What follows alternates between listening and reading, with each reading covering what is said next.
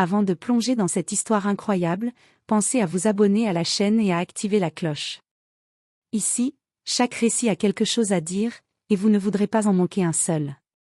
Le soleil se reflétait sur l'eau du lac, éclatant et trompeur de tranquillité. J'étais là, debout sur le quai, regardant mon petit-fils s'amuser au bord de l'eau, quand tout a basculé en une fraction de seconde. Il a ri, un rire moqueur, celui qui fait mal jusqu'au plus profond de l'âme, et avant que je comprenne quoi que ce soit, il m'a poussé. Je me suis retrouvée à la surface glaciale, surprise et suffocante. L'eau m'a enveloppée, m'empêchant de respirer, et j'ai senti le monde tourner autour de moi. Je me débattis, mais mes forces me trahissaient. Et lui, il riait encore, penchant la tête en arrière, criant « Ne fais pas la victime ». Ces mots résonnaient comme un couteau. Comment un enfant que j'avais élevé avec tant d'amour pouvait-il me traiter ainsi? Mon cœur battait à tout rompre, mélange de peur, de colère et de désespoir. Chaque mouvement pour me maintenir à flot semblait inutile. Le quai était là, à quelques mètres, et pourtant inaccessible. Je pensais à sa mère, à mon fils, à toutes les heures passées à lui apprendre à marcher, à parler, à sourire. Et maintenant, cet enfant que j'avais chéri semblait vouloir m'anéantir, me punir pour des fautes que je n'avais jamais commises. C'est dans ce froid, dans cette eau qui me dévorait, que j'ai senti naître une promesse silencieuse, je survivrai. Et je me souviendrai. Parce que ce n'était pas juste une chute dans un lac, c'était le début d'une guerre silencieuse entre moi et celui qui avait osé me regarder comme une proie. Quand j'ai repris conscience, je ne savais plus si j'étais encore dans le lac ou déjà morte. Le froid était partout, dans mes vêtements, dans mes os, dans mon cœur.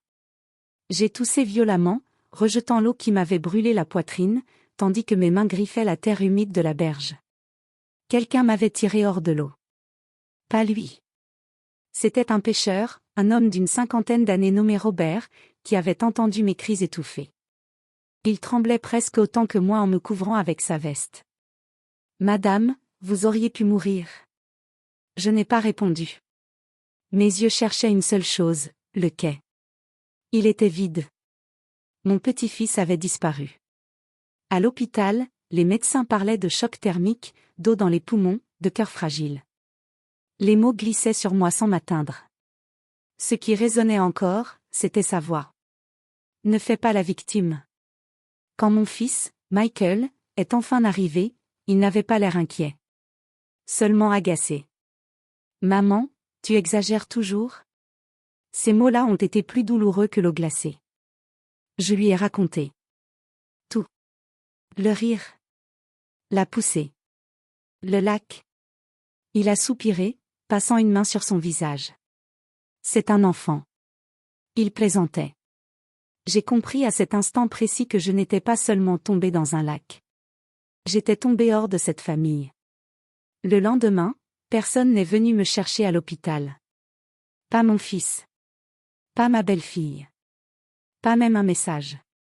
Seule Émilie, l'infirmière de nuit, m'a regardée avec une douceur inattendue. Vous savez, a-t-elle dit doucement, les personnes âgées apprennent souvent trop tard qu'aimer ne suffit pas. Ces mots ont planté une graine en moi. De retour chez moi, trempée, faible, humiliée, j'ai ouvert un tiroir que je n'avais pas touché depuis des années. À l'intérieur, des documents, des lettres, des preuves, et une vérité que personne dans ma famille ne connaissait. Ils pensaient que j'étais dépendante. Faible. Sans ressources. Ils se trompaient. Et pendant que mon petit-fils riait encore quelque part, inconscient de ce qu'il avait déclenché, moi, je prenais une décision silencieuse. Je ne ferais plus la victime. Mais ils allaient apprendre ce que ça coûte de mépriser une grand-mère qu'on a poussée trop loin. Les jours suivants, je n'ai plus parlé de ce qui s'était passé au lac. J'ai fait semblant de reprendre mes habitudes, de boire monter sur la terrasse, de sourire quand mon fils venait m'apporter des courses. Mais à l'intérieur, une colère froide brûlait. Je savais que je ne pouvais plus compter sur eux. Michael croyait que je dramatise. Sa femme, Jessica, pensait que j'étais trop fragile pour réagir. Et mon petit-fils, Ethan, continuait de sourire, inconscient de la gravité de ses gestes. C'est ce qui m'a donné un avantage. Quand personne ne s'attend à rien, chaque mouvement devient stratégique. J'ai commencé par de petites choses. Des détails financiers, des oublis accidentels, des informations glanées avec discrétion. Qui avait accès à quoi? Qui faisait quoi? Tout était une faiblesse que je pouvais transformer en force. Et puis est arrivé le premier faux pas de ma famille. Michael a confié à Jessica, devant moi, que j'avais toujours une petite réserve d'économie pour mes urgences. Mais elle est trop vieille pour gérer seule, dit-il en riant. C'était exactement ce que je voulais entendre. J'ai souri, poliment, mais à l'intérieur, je bouillais. Il venait de révéler où mes forces étaient cachées. Et moi, j'allais les utiliser. Le lendemain, j'ai invité Ethan à m'aider dans le jardin. Il a accepté avec son arrogance habituelle, croyant que je lui donnais une activité banale. Mais je l'ai guidé vers un endroit précis, près d'une vieille boîte enterrée que j'avais cachée depuis des années. Quand il a vu ce que je lui montrais, il a levé les yeux vers moi avec un mélange de curiosité et d'incompréhension. « Grand-mère, qu'est-ce que c'est ? » « Un trésor, ai-je répondu doucement, mais seulement ceux qui savent respecter les autres peuvent le trouver. Ce simple regard m'a rempli de satisfaction. J'ai compris que la riposte n'avait pas besoin de violence. La surprise, la stratégie et la patience suffisaient. Et tandis qu'il continuait de me sous-estimer, je commençais à tisser une toile invisible autour d'eux. Chaque sourire, chaque mot, chaque geste était une pièce du puzzle. Un jour, je serais prête à les confronter à leur arrogance. Et ce jour-là, ils comprendraient que pousser quelqu'un dans l'eau, ce n'est jamais un geste sans conséquence. Le premier appel paniqué est arrivé un mardi matin. Michael parlait trop vite. « Maman, tu n'as pas vu certains papiers ? La banque appelle. Ils disent que quelque chose a changé. » Je tenais le téléphone calmement, assise près de la fenêtre. Le lac était loin, mais son froid était encore en moi. « Quel papier, mon chéri ? » ai-je demandé d'une voix douce. Silence. Puis une respiration nerveuse. « Ceux que tu avais signés, pour nous aider. » Ah. Voilà. Ils venaient de comprendre que quelque chose ne leur appartenait plus. La vérité, c'est que la semaine précédente, j'avais tout réglé. Discrètement. L'aide d'un notaire, d'un avocat, des gens qui me respectaient encore. Les procurations avaient été annulées. Les comptes séparés. Les décisions reprises. Ils m'avaient prise pour une vieille femme confuse. Ils avaient oublié que j'avais vécu plus longtemps que tous.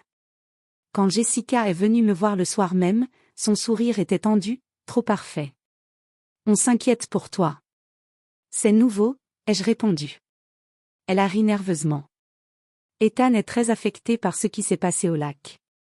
À ce moment-là, Ethan est entré dans la pièce. Il évitait mon regard. Le même garçon qui avait ri pendant que je me noyais. Je plaisantais, a-t-il murmuré. Tout le monde le sait.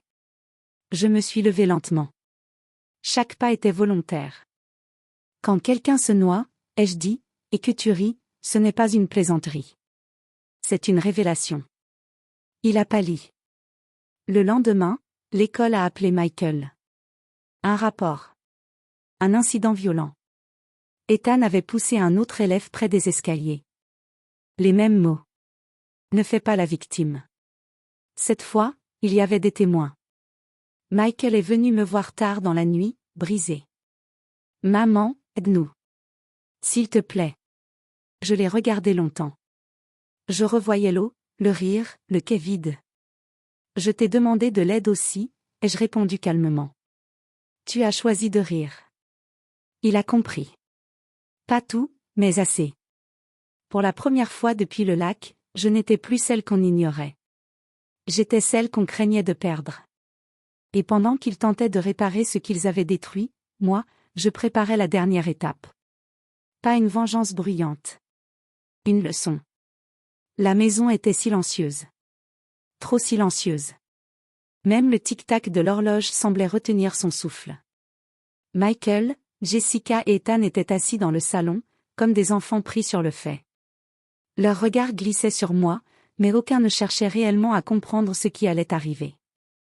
J'ai fermé la porte derrière moi, calmement, et j'ai posé mon sac sur la table. Dedans, tous les documents, toutes les preuves de ce qu'ils avaient ignoré, méprisé ou tenté de me voler. Les comptes, les héritages, les assurances, tout était désormais sous mon contrôle. Vous vous souvenez du lac? Ai-je demandé. Ma voix était douce, glaciale, presque un murmure. Ethan a baissé la tête, incapable de soutenir mon regard. Jessica a tressailli. Michael a pâli. Le rire que tu as eu, Ethan, le même rire que tu as cru être innocent, a révélé quelque chose. Vous pensez pouvoir traiter quelqu'un de faible simplement parce qu'il a vieilli. Mais la faiblesse est une illusion. Je me suis approché. Chaque pas résonnait comme un verdict. Ce que vous appelez « problème financier », ce que vous croyez être votre contrôle sur moi, est terminé. J'ai repris tout ce que vous pensiez pouvoir gérer. Et je n'ai rien fait d'autre que ce que vous m'aviez forcé à faire, survivre. Il s'était figé. Les yeux écarquillés, la gorge serrée. Je n'avais pas crié. Je n'avais pas menacé. Mais il savait que chaque mot était un coup plus tranchant que l'eau glaciale du lac. Ethan, rappelle-toi, la prochaine fois que tu te moqueras de quelqu'un, que tu tenteras de briser sa confiance ou sa dignité, il y aura quelqu'un qui se tiendra debout, prêt à te rappeler que les conséquences existent. Même pour un petit-fils. Et là, dans le silence qui suivit, j'ai vu quelque chose changer. Pas seulement la peur dans leurs yeux. Mais le respect. Une reconnaissance silencieuse que je n'étais pas celle qu'ils avaient imaginée. J'ai pris mon manteau et j'ai quitté la pièce. Pas pour fuir. Pour montrer que j'étais libre. Que je ne dépendais de personne. Ce jour-là, ils ont compris que pousser quelqu'un dans l'eau peut provoquer un tsunami invisible, et qu'il vaut mieux ne jamais sous-estimer une grand-mère capable de survivre, et de se venger avec patience et intelligence. Et dans le reflet de la fenêtre, en regardant le lac au loin, j'ai souri. Je n'avais pas seulement survécu. J'avais gagné.